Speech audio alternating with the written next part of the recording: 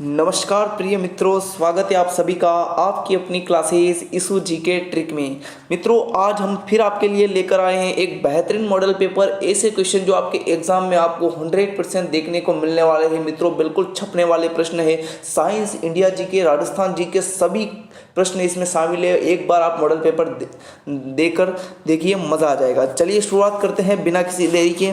चलिए, जीण माता की जय हो। सबसे पहले जीण माता का नाम ले लेते हैं। पहला ही प्रश्न अपना जीण माता से शुरू होता है। जीण माता का मंदिर कहाँ पर स्थित है, बताइए मित्रों। जीण माता का मंदिर कहाँ स्थित है? आपका राइट आंसर क्या हो जाएगा? सीकर, झुंझुनू, चाकसू या करौली? तो आप सभी का राइट आंसर हो जाएगा ये आपके रेवासा ग्राम है ना। रेवासा ग्राम सीकर में जो है जीण माता का मंदिर है। वर्ष में 2 बार मेला पड़ता है जीण माता का। वर्ष में 2 बार जो है जीण माता का मेला पड़ता है। ऑप्शन नंबर आपका फर्स्ट बिल्कुल करेक्ट रहेगा। चलिए आगे बढ़ते हैं अगले क्वेश्चन की ओर। चलिए, अंत में बताने हैं फिर कितने क्वेश्चन सही होते हैं। चलिए, क्वेश्चन नंबर 2 आपका, राजस्थान में ऊंटों के देवता के रूप में किसकी पूजा होती है, बताइए मित्रों। ऊंटों के देवता किसे कहा जाता है? गोगा जी, तेजा जी, रामदेव जी या पाबू जी? बताइए इसका राइट आंसर क्वेश्चन नंबर 2 का। फटाफट कमेंट करके बताना है। बहुत ही इंपॉर्टेंट क्वेश्चन है मित्रों, मज़ा आ जाएगा आपको। ऐसे क्वेश्चन जो है आपको एग्जाम में देखने को मिलेंगे। तो ऊंटों के देवता कहा जाता है अपने पाबू जी महाराज को। पाबू जी महाराज को ऊंटों के देवता कहा जाता है। इसके अलावा भी इनको प्लेग रक्षक भी कहा जाता है। प्लेग रक्षक कहा जाता है। प्लेग एक बीमारी है जिनका निवारण ये करते हैं, तो प्लेग रक्षक इन्हें कहा जाता है। ऊंटों के देवता कहा जाता है। इसके अलावा क्या कहा जाता है? लक्ष्मण के अवतार इन्हें कहा जाता है। क्या? लक्ष्मण के अवतार है ना। लक्ष्मण के अवतार इन्हें कहा जाता है ना। गायों के देवता ये भी कहे जाते हैं, है ना। ये जितने भी देवता है, तेजा जी, गोगा जी, इन सब ने जो है गायों की रक्षा की। इन सबको एक प्रकार से गायों के देवता के रूप में भी पूजा जाता है ना। तो ऊंटों के देवता कहा जाता है पाबू जी। इनका जन्म जो है कोल्लू गांव फलोदी जिले में हुआ था। ये भी आपको ध्यान में रखना है। चलिए आगे बढ़ते हैं अगले क्वेश्चन की ओर। चलिए, इसका राइट आंसर बताइए मित्रों। वर्धा में राजस्थान केसरी नामक समाचार पत्र का संपादन किसने किया था, बताइए इसका राइट आंसर। विजय सिंह पथिक, अर्जुन लाल सेठी, माणिक्यलाल वर्मा या सागरमल गोपा? बताइए इसका राइट आंसर क्या हो जाएगा आप सभी का। बताइए मित्रों क्या हो जाएगा करेक्ट आंसर आप सभी का। आप सभी का करेक्ट आंसर हो जाएगा विजय सिंह पथिक ने राजस्थान केसरी समाचार नामक जो समाचार पत्र था उसके संपादक किया था, है ना। और इनका मूल नाम पूछा जाता है, इनका मूल नाम क्या है? भूप सिंह, है ना। और ये बिजोलिया किसान आंदोलन के संस्थापक है। और ये जो है दोस्तों उत्तर प्रदेश के रहने वाले थे, है ना। उत्तर प्रदेश के रहने वाले थे। अर्जुन लाल सेठी, इनको गांधी जी का 5वां पुत्र कहा जाता है ना। माणिक्यलाल वर्मा को मेवाड़ का गांधी कहा जाता है। सागरमल गोपा की मुख्य रचनाएं आपको पता है जैसलमेर का गुंडा राज। और ये रचनाएं जो इनकी मुख्य है जो पूछी जाती है एग्जाम में, है ना। रघुनाथ सिंह का मुकदमा, ये सभी जो है रचनाएं एग्जाम में पूछी जाती है, तो आपको ध्यान में रखनी है। बताइए इसका राइट आंसर। निम्न में से कौन सा नाम जो है किसान आंदोलन से जुड़ा हुआ नहीं है? तो बेंगू किसान आंदोलन, बानपुर और बिजोलिया तीनों किसान आंदोलन हुए थे, लेकिन रूपवास नहीं। ऑप्शन नंबर आपका ए बिल्कुल सही रहेगा, है ना। चलिए क्वेश्चन नंबर 5 है आप सभी का, इसका राइट आंसर बताइए। बताइए क्वेश्चन नंबर 5, राजस्थान में मिट्टी की मूर्तियां बनाने की हस्तकला का प्रमुख केंद्र कौन सा है? बताइए इसका राइट आंसर। आबू, मोलेरा, टांकला या फिर शाहपुरा? वेरी मोस्ट इंपॉर्टेंट, बताइए इसका राइट आंसर क्या हो जाएगा।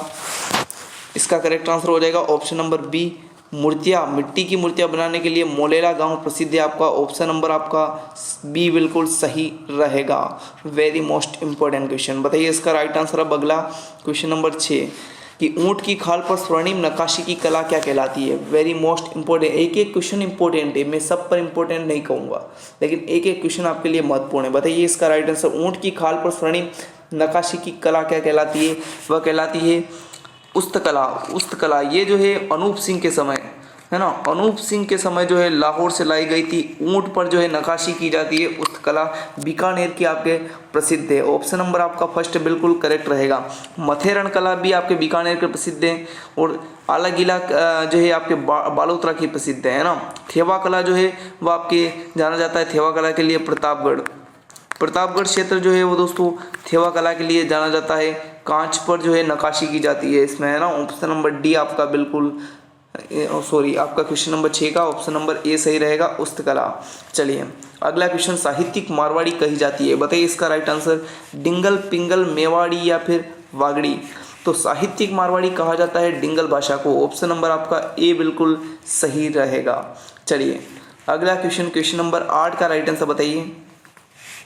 मारवाड़ी एवं मालवी के मिश्रण से उत्पन्न बोली कौन सी है? वेरी मोस्ट इंपॉर्टेंट, ये कई बार एग्जाम में पूछा जाता है इस भाषा को लेकर कि मारवाड़ी एवं मालवी की जो मिश्रण बोली है वह क्या कहलाती है? तो वह कहलाती है रांगड़ी। क्या कहलाती है? रांगड़ी। ऑप्शन नंबर आपका बी बिल्कुल सही रहेगा। चलिए अगले क्वेश्चन की ओर बढ़ेंगे। क्वेश्चन नंबर 9 का राइट आंसर बताइए। चलिए क्वेश्चन नंबर 9, बनी ठनी किस शैली से संबंधित है? बताइए इसका राइट आंसर।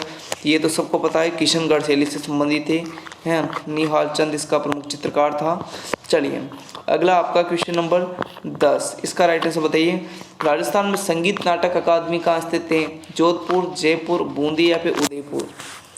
तो इसमें बहुत सारे स्टूडेंट कंफ्यूज होते हैं, जोधपुर होगा या जयपुर। तो राजस्थान संगीत नाटक अकादमी आपके जयपुर में स्थित है मित्रों। ऑप्शन नंबर आपका बी बिल्कुल सही रहेगा। चलिए अगला क्वेश्चन आपका, राजस्थान में पर्यटन की दृष्टि से कितने पर्यटन परिपथ हैं? तो वह है 10। ऑप्शन नंबर आपका डी बिल्कुल सही रहेगा। चलिए अगला क्वेश्चन आपका, निम्नलिखित में से किसे जीव विज्ञान का जनक कहा जाता है? अब जो है आपके विज्ञान अर्थात साइंस से क्वेश्चन है। अब बताइए इसका राइट आंसर कि जीव विज्ञान का जनक किसे कहा जाता है? तो वह कहा जाता है अरस्तु को। ऑप्शन नंबर आपका ए बिल्कुल सही रहेगा मित्रों, है ना। जीव विज्ञान का जनक किसे कहते हैं? अरस्तु को कहते हैं। चलिए अगले क्वेश्चन की ओर बढ़ेंगे।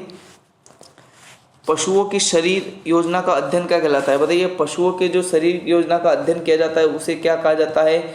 एनाटोमी, इकोलॉजी या जीरोंटोलॉजी या एक्स बायोलॉजी? बताइए इसका राइट आंसर क्या हो जाएगा? तो पशुओं की शरीर की योजना का जो अध्ययन किया जाता है उसके अंतर्गत किसके? एंटानोमी। ऑप्शन नंबर आपका ए बिल्कुल सही रहेगा, है ना। चलिए अब आगे बढ़ते हैं। क्वेश्चन नंबर 12, इसका राइट आंसर बताइए। ये आपका क्वेश्चन नंबर 12 है, इसका राइट आंसर बताइए। पौधों में जीवन होने की खोज किसने की थी? जॉर्ज स्नेल ने, जेबी बोस ने, रॉबर्ट कोच ने या पॉल वर्ग ने? आप सभी का राइट आंसर क्या हो जाएगा बताइए क्वेश्चन नंबर 12 का। तो देखो पौधों में भी जीवन होता है, ये खोज किसने की थी? जे.सी. बोस ने। ऑप्शन नंबर आपका बी बिल्कुल सही रहेगा। एक एक क्वेश्चन आपको ध्यानपूर्वक दिल में उतार लेना है, एग्जाम में आते ही फिर वहाँ पर छाप देना है। चलिए अब आगे बढ़ते हैं। बताइए इसका राइट आंसर। को पादप कोशिका का पावर हाउस कहा जाता है? किसे कहा जाता है पादप कोशिका का पावर हाउस? गोल्जी उपकरण को, लाइसोसोम या पराक्सीसोम या माइटोकॉन्ड्रिया? दोस्तों वह माइटोकॉन्ड्रिया को कहा जाता है पादप कोशिका का पावर हाउस, क्योंकि सर्वाधिक जो है ऊर्जा है 90% लगभग ऊर्जा जो है इसी से प्रदान होती है, माइटोकॉन्ड्रिया। ऑप्शन नंबर आपका डी बिल्कुल सही रहेगा। चलिए अगला क्वेश्चन आपका, इसका राइट आंसर बताइए। निम्न में से किसे कोशिका की आत्मघाती शैली कहा जाता है? बताइए इसका राइट आंसर। राइबोसोम को, लैन को या सेंट्रो या इनमें से कोई नहीं? बताइए आत्मघाती शैली, आपका right answer option number first हो जाएगा, है ना, राइबोसोम को।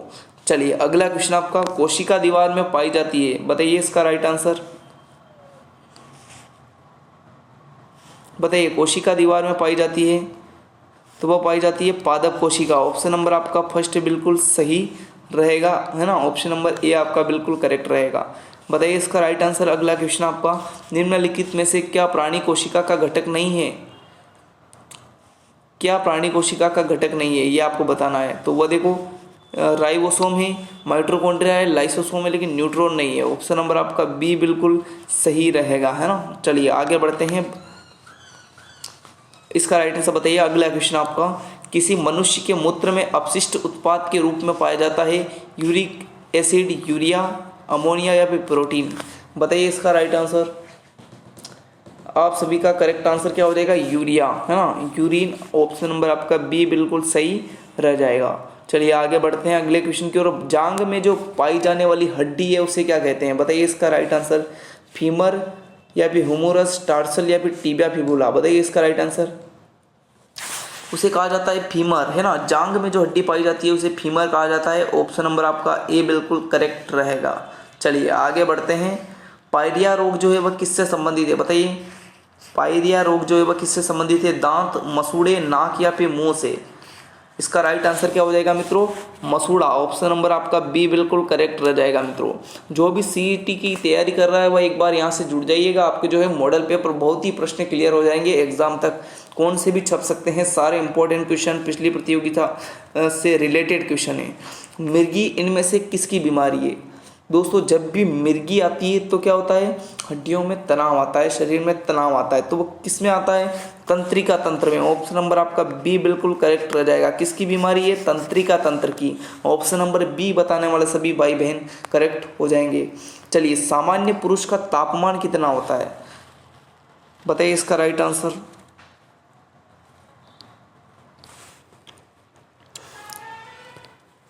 बताइए इसका राइट आंसर। सामान्य पुरुष का तापमान कितना होता है? 90 डिग्री सेल्सियस। ऑप्शन नंबर आपका डी बिल्कुल करेक्ट रहेगा। चलिए अगला क्वेश्चन आपका अब है, हम इंडिया जीके पढ़ेंगे। भांकड़ा नागल बांध किस नदी पर अवस्थित है? बताइए इसका राइट आंसर। भांकड़ा नागल बांध किस नदी पर स्थित है? महानदी, सतलुज नदी, नर्मदा या कावेरी? तो इसका राइट आंसर होगा आपके ऑप्शन नंबर बी, है ना, सतलुज नदी पर जो है पंजाब और हिमाचल प्रदेश की ये प्रमुख परियोजना है सतलुज नदी। चलिए सतलुज परियोजना है ना। चलिए अब बगलिहार परियोजना किस नदी पर स्थित है? बताइए। झेलम, चिनाब, सोन या फिर चंबल?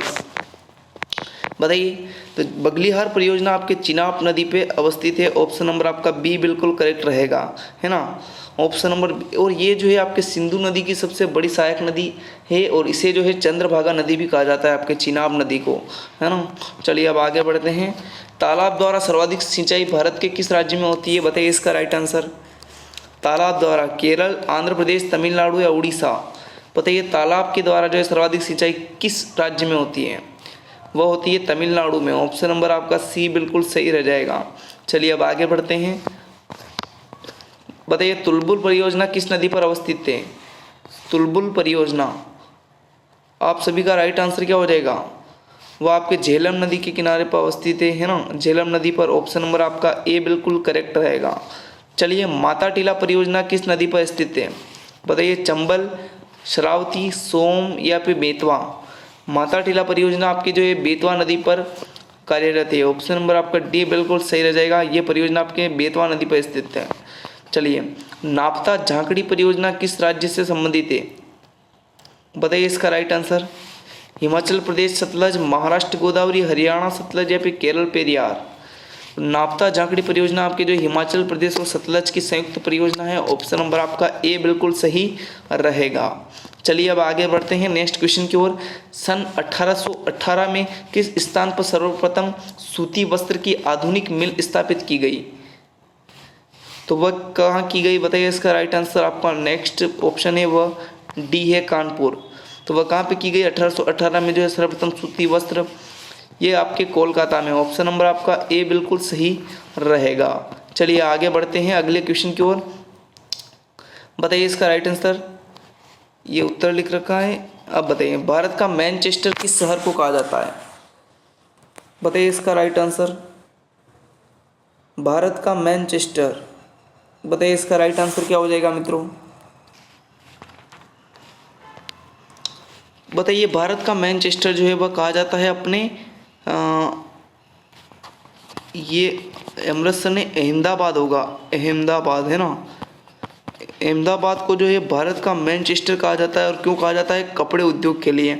वहीं अगर हम देखिए अपने राजस्थान का जो मैनचेस्टर है वह आपके भीलवाड़ा कहा जाता है, भीलवाड़ा कहा जाता है, और व्यस्त नगरी भी कहा जाता है भीलवाड़ा को, है ना। वही बात एक ही है। चलिए मध्य प्रदेश का नेपो नगर किसे कहा जाता है? क्यों प्रसिद्ध है? नेपा नगर जो है दोस्तों वह जो है मध्य प्रदेश का कागज उद्योग के लिए प्रसिद्ध है। ऑप्शन नंबर आपका सी बिल्कुल सही रह जाएगा मित्रों, है ना। किसके लिए प्रसिद्ध है? कागज उद्योग के लिए। अब बताइए आपको क्लास जो है कैसी लगी? अब जो है हम और भी अधिक क्वेश्चन करने वाले हैं। अभी जो है हम कल या परसों से आपके जो है ज़्यादा प्रश्न लाने की कोशिश करेंगे ताकि आपकी और भी बेहतरीन तैयारी हो सके। आप सभी जो है इस चैनल से जुड़ जाइए ताकि आपकी तैयारी एग्जाम तक बहुत ही बेहतरीन हो सकेगी सभी विषयों में। धन्यवाद, मिलते हैं नेक्स्ट क्लास में। Thank you.